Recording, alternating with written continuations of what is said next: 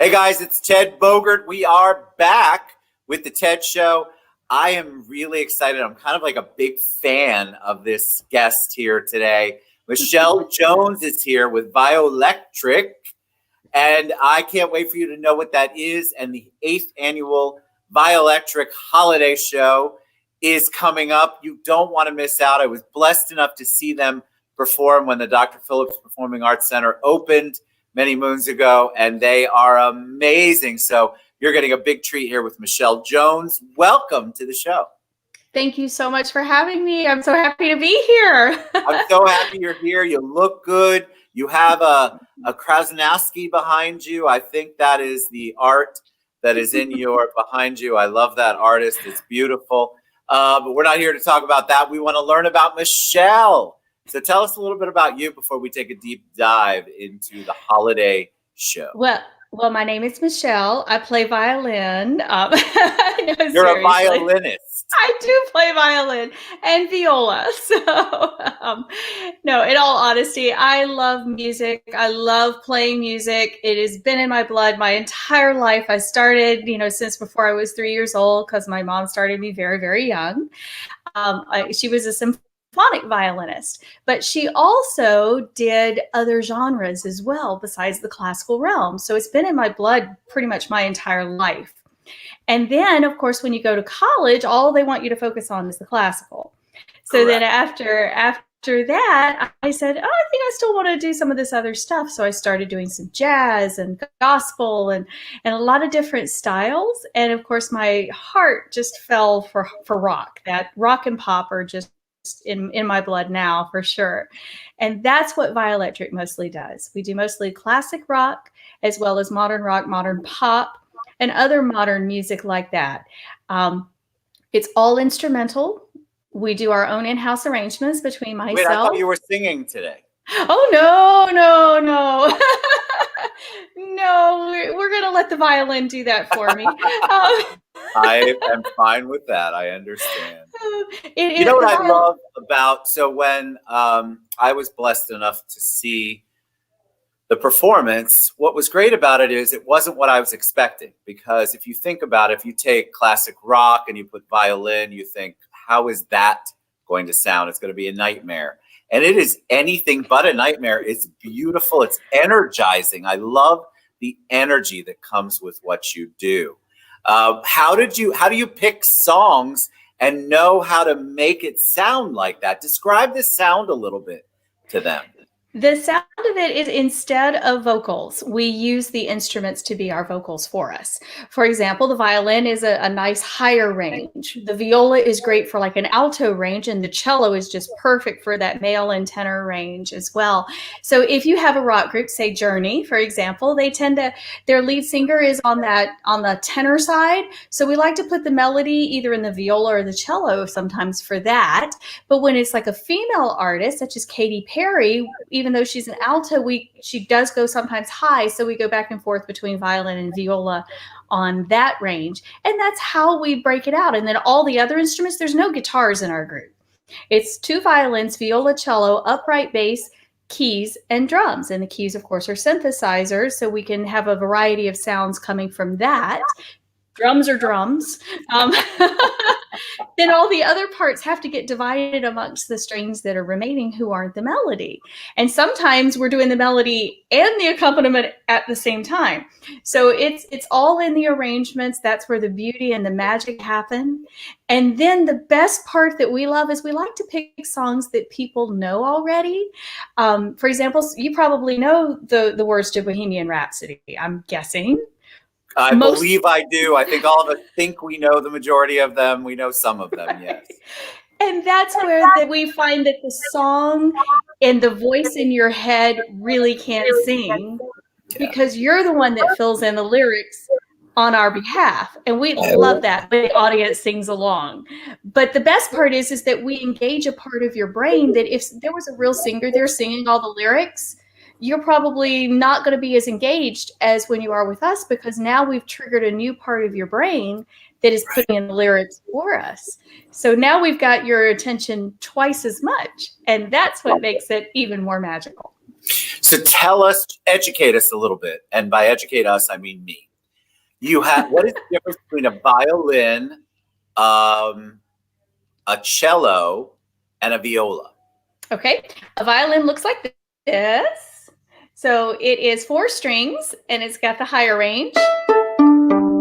And then the viola would be a little bit bigger than this, looks the same, played kind of the same way, but it has different strings. It has these 3 strings, the A, the D, and the G, and then it has one lower string, which is a C string. And so these 3 are exactly the same pitch as the violin.